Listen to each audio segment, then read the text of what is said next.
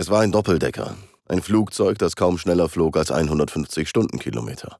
Offen, langsam, Konstruktionsprinzipien noch aus dem Ersten Weltkrieg. Und genau dieses Flugzeug machte das modernste Schlachtschiff der Welt manövrierunfähig. Eine Fairey Swordfish traf die Bismarck am Ruder. Keine einzige Swordfish wurde dabei abgeschossen. Die Bismarck gilt bis heute als das kampfstärkste Schlachtschiff ihrer Zeit. Aber sie verlor nicht gegen ein überlegenes Schlachtschiff. Sie verlor gegen den Himmel. In diesem Video schauen wir uns an, warum die Kontrolle über die Luft das Schicksal der Bismarck entschied. Warum ein Doppeldecker schaffte, was Dutzende britische Schlachtschiffe nicht konnten. Und was hätte sein können, wenn Deutschland eine einzige Entscheidung anders getroffen hätte. Die Geschichte der Bismarck ist nicht die Geschichte einer militärischen Niederlage, sie ist die Geschichte eines strukturellen Versagens. Jahrelang aufgebaut, in 4 Tagen bezahlt. Exakt zum 85. Jahrestag der Versenkung wirst du als Kapitän der Bismarck 41 rekrutiert. Übernimm das Ruder und ändere den Ausgang der Geschichte selbst. Nur im Rahmen des Events Jagd auf die Bismarck in World of Warships. Den Link findest du in der Beschreibung. Neu an Bord? Im Video wartet ein exklusiver Bonus auf dich. Und auch alte Hasen bekommen über den Link noch etwas obendrauf. Mai 1941. Die Bismarck läuft von Gotenhaven aus. 250 Meter Länge, rund 2200 Mann Besatzung, 8,38 cm Geschütze. Geplant war Handelskrieg im Nordatlantik, Operation Rheinübung.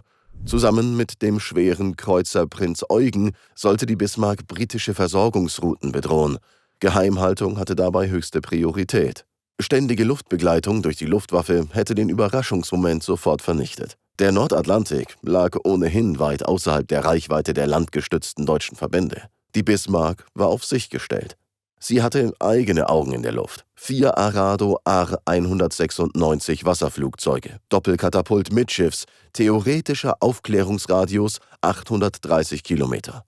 Wer sich die Bismarck 41 genau ansehen will, World of Warships modelliert sie auf Basis der originalen Baupläne von 1941 mit all ihrer Bewaffnung und Ausrüstung. Aber Arados waren kein Ersatz für das, was der Bismarck wirklich fehlte: Flugzeugschutz. Die Flak der Bismarck hatte ein ernstes Problem. Die schwere Artillerie war für mittlere und große Anflughöhen ausgelegt. Gegen Torpedobomber, die tief und flach herannahten, direkt unterhalb des Feuerbereichs, war sie nahezu wirkungslos. Die mittlere Flak feuerte zu langsam und das eigentliche Problem war kein technisches. Die Besatzung hatte so gut wie nie auf bewegliche Luftziele geschossen. Auf der anderen Seite des Atlantiks sah die Lage anders aus. Die Royal Navy hatte Flugzeugträger und sie hatte die HMS Ark Royal, ein Träger mit bis zu 60 Flugzeugen. Darunter die Fairey Swordfish, ein Doppeldecker, der aus dieser Zeit eigentlich schon herausgefallen schien.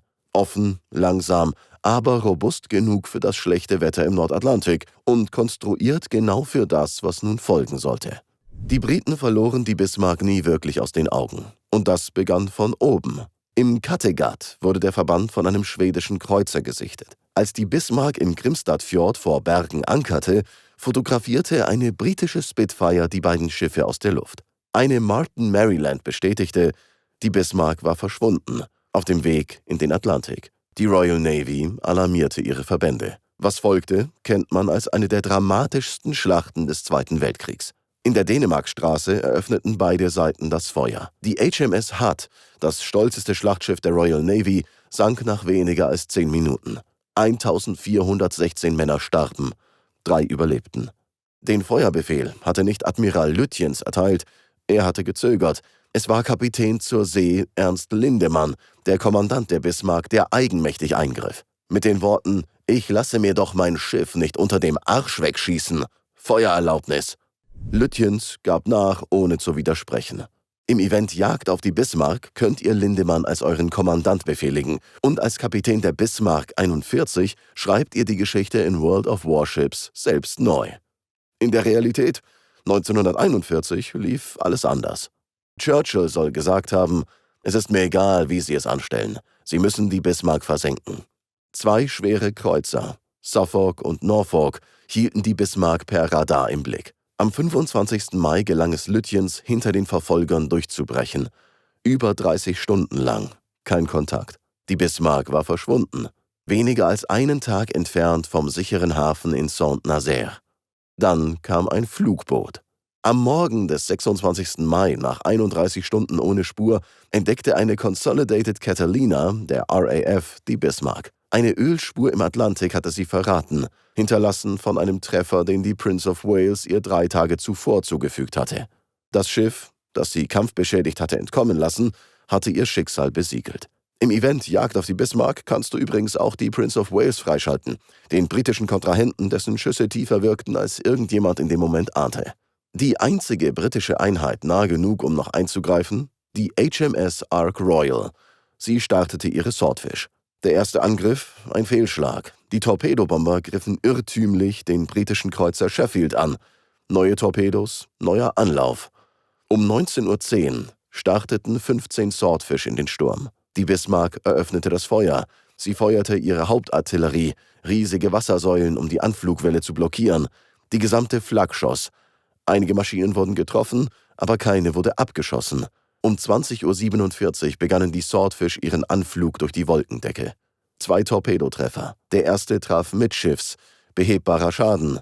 Der zweite traf das Heck. Die Kupplung der Ruderanlage brach. Das Ruder klemmte bei etwa 12 bis 15 Grad Backbord.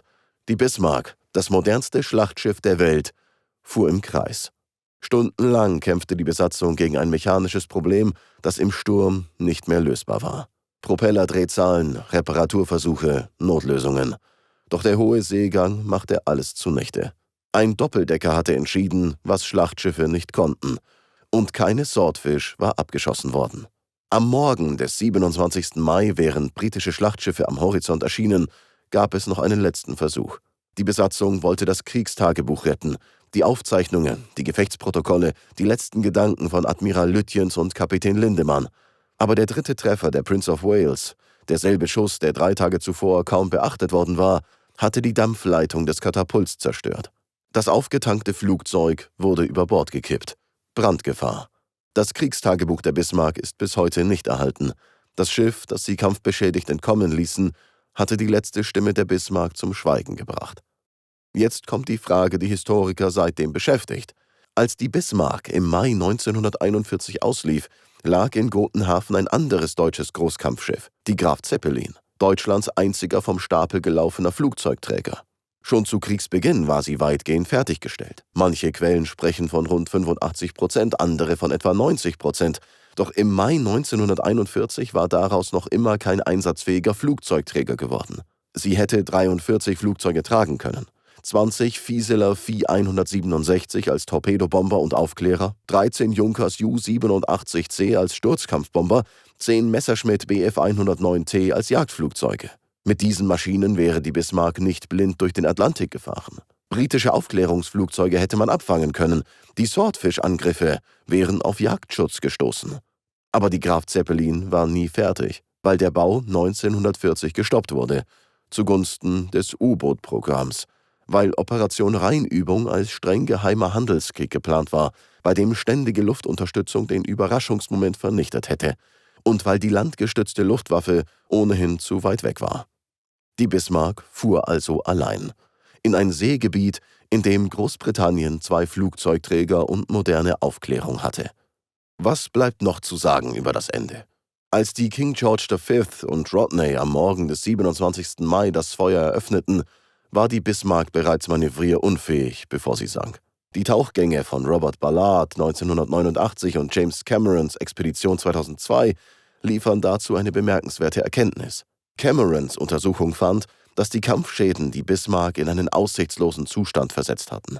Die Besatzung beschleunigte das Unvermeidliche, indem sie Selbstversenkungsmaßnahmen ergriff. Der Feind hatte sie zerstört, die Besatzung versenkte sie. Beides ist wahr. Im deutschen Narrativ lebt der Mythos weiter. Im Kampf unüberwunden. Die Wrackfunde geben ihm zumindest einen Kern. Zum 85. Jahrestag der Versenkung startet World of Warships das Event Jagd auf die Bismarck und du kannst jetzt selbst das Ruder übernehmen. 3 neue Schiffe kannst du erlangen. Die Bismarck 41 in der historischen Konfiguration ihres letzten Einsatzes, die Prince of Wales, der britische Kontrahent aus der Dänemarkstraße, und die Eiserner Kanzler, die Bismarck mit dem kampferprobten vernarbten Rumpf, wie sie am Ende von Operation Rheinübung aussah. Dazu die Operation Rheinübung-Kollektion. Kommandant Ernst Lindemann, der einzige Kapitän, der je die Bismarck kommandiert hat, eine permanente Tarnung für die King George V und noch viel mehr. World of Warships ist kostenlos spielbar auf PC, Konsole und mobil. Über 850 historisch nachgebildete Schiffe aus 13 Nationen, entwickelt auf Basis echter Archivbaupläne. Wer neu einsteigt, bekommt mit dem Code IMPACTFORCE ein umfangreiches Startpaket mit 20 Tagen Premium, Hafenslot, Supercontainern und mehr. Nur für neue Spieler. Den Link findest du jetzt oben rechts oder unten in der Beschreibung. Die Bismarck ist bis heute eines der bekanntesten Schlachtschiffe der Geschichte. Nicht, weil sie gewann, sondern weil ihr Untergang zeigte, was Luftmacht bedeutet und was fehlt, wenn man sie nicht hat. Ein Doppeldecker, ein beschädigtes Ruder, ein Schuss der Prince Wales, der 3 Tage vor dem Ende fiel, und ein Flugzeugträger, der nie fertig wurde. Schreibt in die Kommentare, hätte die Graf Zeppelin das Blatt wirklich wenden können? Abonniert den Kanal. Bis zum nächsten Mal.